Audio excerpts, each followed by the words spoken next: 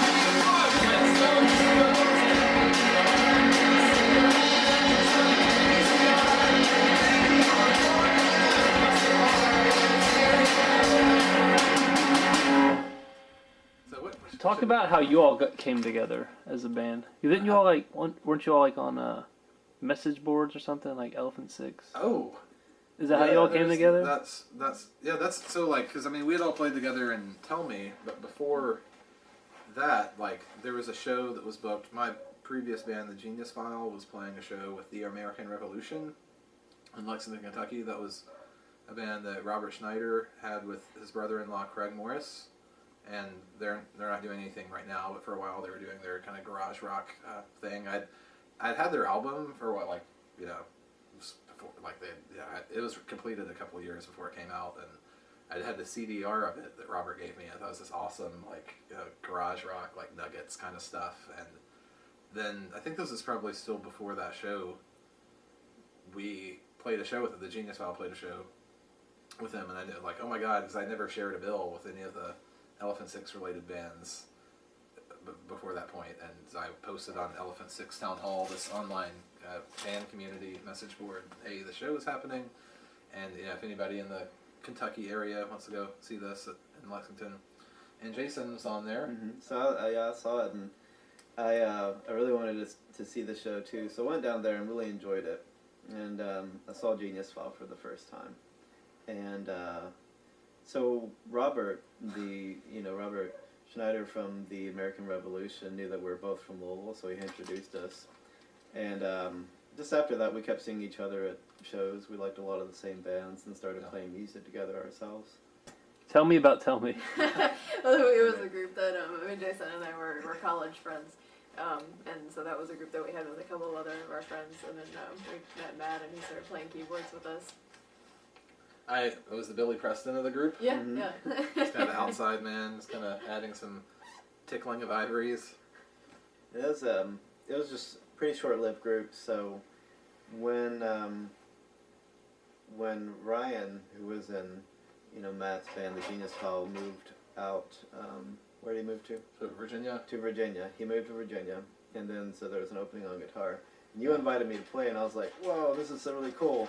I was like, I was intimidated. I thought it was going to be like, I wasn't going to be a good enough guitarist for the group. But anyway, so I practiced the songs a lot, and So we were going to do like a new lineup of the Genius File, Mhm. Jason playing with us, and we practiced for a while, and mhm.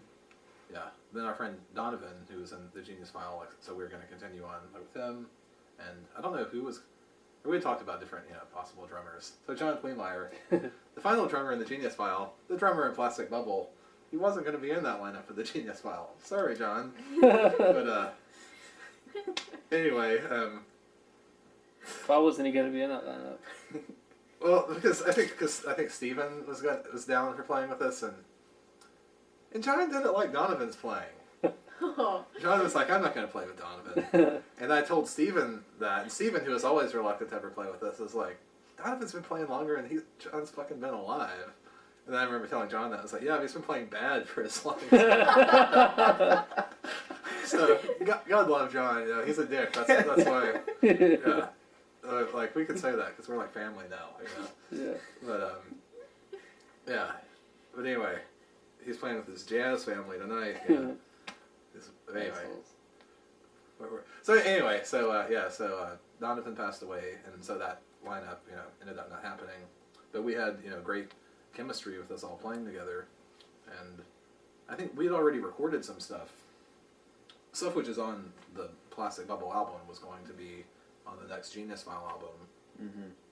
So yeah, everything had changed so much that there was a decision made at some point just to change the name of the group to Plastic Bubble, have a new start.